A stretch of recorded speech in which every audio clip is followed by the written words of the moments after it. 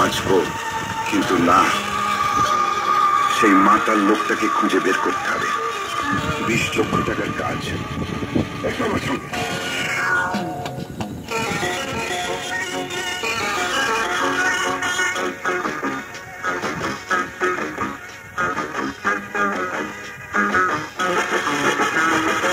আড়াল থেকে এমন করে কিছু দেখবেন না, দেখেন যদি মন্দ এ কাজ নিজে শিখবেন না।